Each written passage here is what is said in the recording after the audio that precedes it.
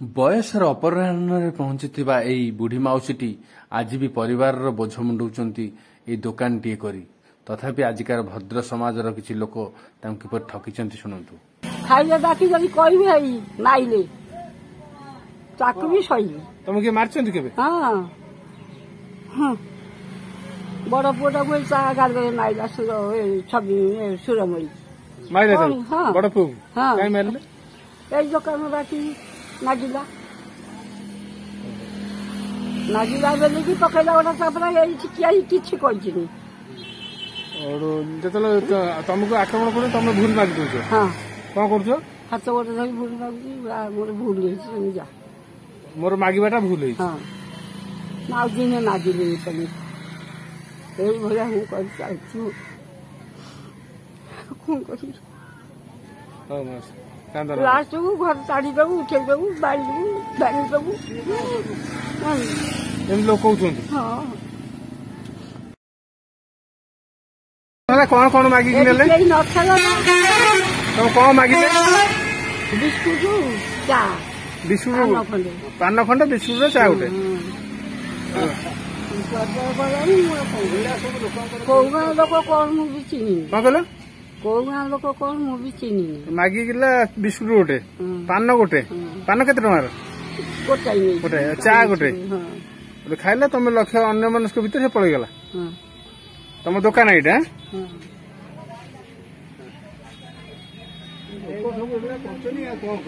এই যে বুঢ়ী মাউসী কি জনে ঠকিকি গলা এই বিষয়ে আপনার কଣ କହିବେ?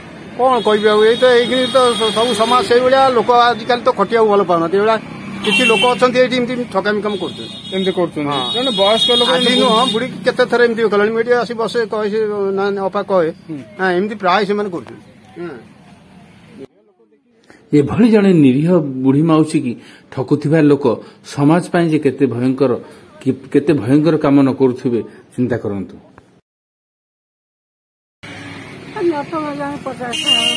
ନପଙ୍ଗର 50 ଟଙ୍କାର ଖାଇଲା କେତେ ଦିନ ହେଲାଣି?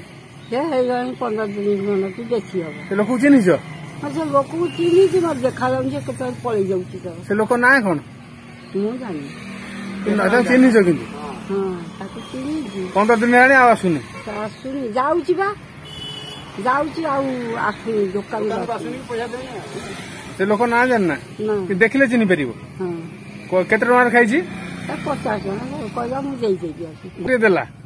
ହଁ ତାପରେ ଆଉ ଦଉନି କି ଦେଖା ଦଉନି ଏଇପଟେ ଯାଉଛି ଯାଉଛି ତମେ ଦେଖୁଛ? ବଡ ପୁଅ ରୋଗାକ୍ରାନ୍ତ, ସାନ ପୁଅ ମଦୁଆ, ମାଉସୀ ଚଲଉଛି ଏ ଛୋଟିଆ ଦୋକାନ। କଣ କଲେ? ମୋର ଜାଗା ଭୂମିହୀନ ଲୋକ ମୁଁ କରିଛି। ପଇସା ଖାଇଯାଉଛି ପଟା ଖଣ୍ଡେ କରେଇ ଦଉନାହାନ୍ତି ମତେ। କେତେ ଟଙ୍କା ଖାଇଲେ? 40 50 15 ଯିଏ ଯେତେବେଳେ ଯାହା କହିଲେ ମୁଁ ଦେବି ପଇସା। ଖାଇଲ ଖାଇକି ଚୁଆଡେ ଗଲ ପଟା ଧାନ ଫଟା ଧାନ ମୁଁ ପଲା ମାରିକି ଯାଇଛି। 50 ବର୍ଷ ରହିଲି। 50 ବର୍ଷ ହେଲାଣି ଭୂମିହୀନ ହିସାବରେ ରହିଛ? ପଟା କେହି କରେଇ ଦଉନାହାନ୍ତି? କିଏ ସବୁ ଟଙ୍କା ଖାଇଲେ ତମର? ଆଉ ସେ ଆରାଇ ତ ବଦଳି କୁଆଡେ ମଲାଣି। ଆରାଇ ଖାଇଛି କେବେ? ଆରାଇ ଖାଇନାହାନ୍ତି। ସେ ମୁଁ ରହିଲିଣି 50 ବର୍ଷ ରହିଛି। ସେ ଦଉନାହାନ୍ତି ମତେ କିଛି। ପଟା ଖଣ୍ଡେ ଦିଅନ୍ତ ତାଇ ବି ଦଉନାହାନ୍ତି।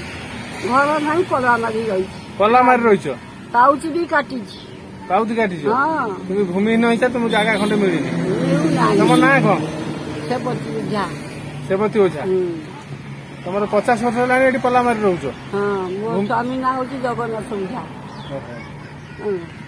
ଆଉ ମୋ ଶ୍ୱଶୁର ନାଁ ହଉଛି ସୁଖୋଜା ଓଝା। ମୁଁ ପଇସା ନିଜର ଏଠି ଜାଗା ନାହିଁ? ନା କିଛି ନାହିଁ। ଖଟିକି ଏଇ ଦୋକାନକୁ ଆସିବା କରି ଚଳୁଛି। କଣ କହିଲେ? ଦୋକାନକୁ ଆସିବା କରି ମୁଁ ଚଳୁଛି। ଗାଡି କଣ ହେଲା?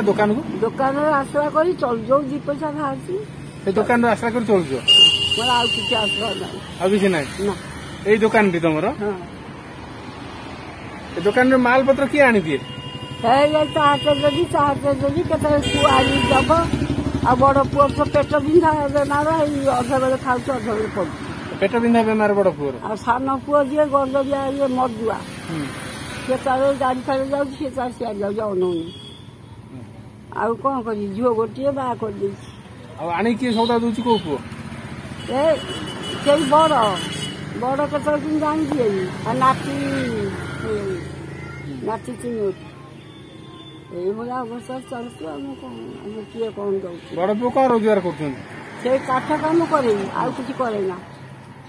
ସେଇ କାଠ କାମରେ ପେଟ ବିଜୁଛି, ଗ୍ୟାସ୍ ଉଠିଲା ମରିଯାଇଥାନ୍ତା ବାବୁରା। ତମ ଏଇ ଦୋକାନ ଉପରେ କିଏ ସବୁ ନିର୍ଭର କରି ଚଳୁଛନ୍ତି? ମୋରି ନିର୍ଭର ଏଇ ଦୋକାନ, ଆଉ କିଛି। ଦୋକାନରୁ ଯୋଉ ପଇସା ବାହାରେ ତାକୁ କଣ କରନ୍ତି? କୋଉଥିରେ ଖର୍ଚ୍ଚ କରନ୍ତି? ଖାଆନ୍ତି। କିଏ? ପିଲାମାନେ ଖାଆନ୍ତି। ମୋର ଆଉ ରୋଜଗାର କିଛି ନାହିଁ, ଏଇ ଦୋକାନ, ଆଉ କିଛି ନାହିଁ। ଏଇଥିରେ ବି ଲୋକ ଠକୁଛନ୍ତି ଆପଣ? ହଁ। ଏହିପରି ନ୍ୟୁଜ୍ ଦେଖିବା ପାଇଁ ଆମର ଦୁହୁରିଆ ନ୍ୟୁଜ୍ ଚ୍ୟାନେଲକୁ ସବସ୍କ୍ରାଇବ କରନ୍ତୁ। ଏହା କେନ୍ଦ୍ରାପଡ଼ାର ନିଜସ୍ୱ ଚ୍ୟାନେଲ।